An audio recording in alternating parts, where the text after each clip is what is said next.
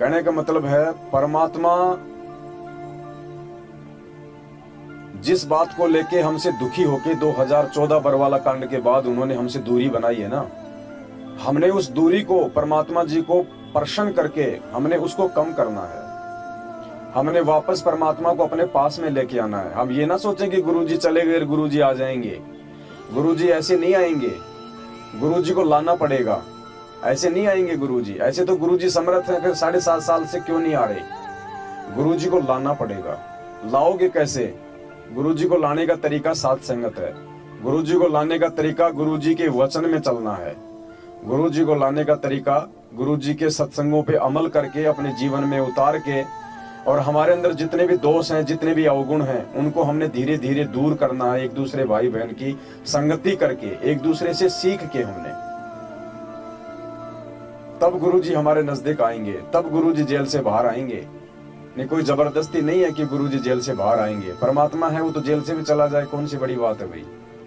अगर हम सुधरने का प्रयास नहीं करेंगे, हम अपने अंदर वो बदलाव नहीं लेके आएंगे, इतना ज्ञान देने के बाद, इतना समझाने के बाद भी अगर छोटी छोटी बातों पे हम एक दूसरे भाई बहनों से मनमुटाव करेंगे, हम एक दूसरे को शक की दृष्टि से देखेंगे, हम एक दूसरे की निंदा चुगली करेंगे, उसके साथ बैठ के हम उसकी मीठी मीठी बात करेंगे, दूसरे के साथ बैठ के हम उसकी मीठी मीठी बातें करेंगे, इससे परमात्मा दुखी होते हैं, इससे परमात्मा प्रसन्न नहीं होते, क्योंकि ये परमात्मा के ज्ञान में नहीं है।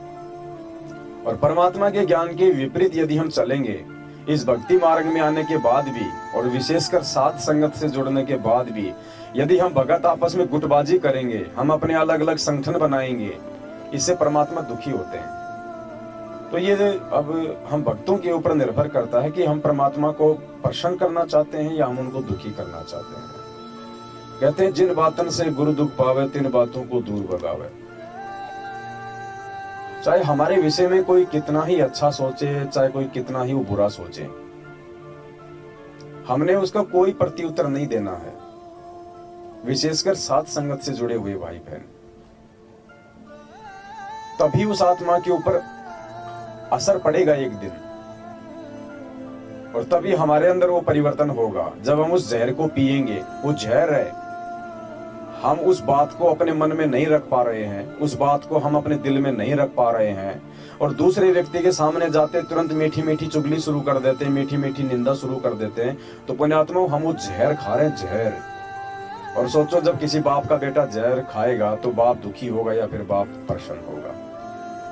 बाकी ऐसे साथ संगत में आके गुरुजी को भोग लगा कि हलवा खाने से ऐसे पाप नहीं कटेंगे। पाप काटने का रास्ता कुछ और है, जो हमने अपने अंदर परिवर्तन करना पड़ेगा।